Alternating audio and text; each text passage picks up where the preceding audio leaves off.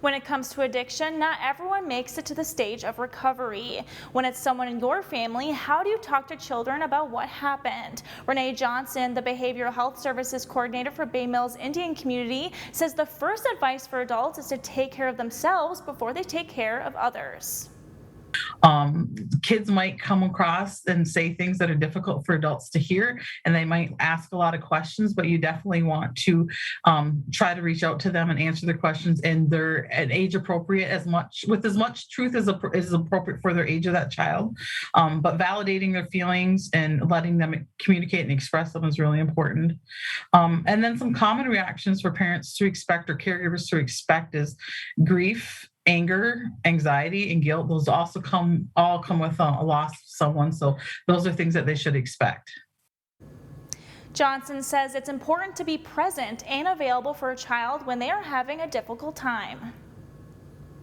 But sometimes kids become really insecure about things, and when they're insecure in that there isn't that lack of routine or structure to make them feel comfortable and secure, you might see it through some increased activity like hyperactivity. You might see it through some behavior problems.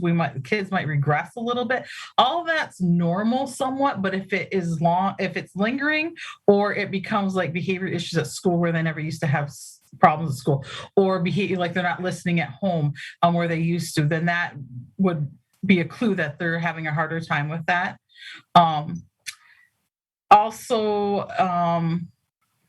giving help children learn healthy ways to express themselves. So through movement, through play, through talking to somebody, through art, through sports, somebody that they could talk to, journaling, drawing, all those things are really good ways when kids are showing some of those signs to help them through it. If issues linger, Johnson suggests contacting a mental health professional. Cameron Payton, the Substance Abuse Project Director for Bay Mills Indian Community, says one healthy way to have conversations with your children is to model the behavior you'd like to see from them. A couple of tips to help adults address their child in certain situations. The first thing that I would honestly recommend is try not to overreact. I know it's really hard not to, especially whenever it's your child. That's when it's coming into play and you're watching over them and want the best for them. When your child talks to you about what their friends are doing, you may hear things that are going to upset you. So it's good to kind of reevaluate and kind of have that self-awareness of yourself to kind of step back and to kind of breathe and to kind of, see what you can do to kind of maximize your next things to do for your child. Talk about what makes a true friend. Help your child understand that a friend that is pressuring them to do something dangerous or hurtful probably isn't somebody that you can trust.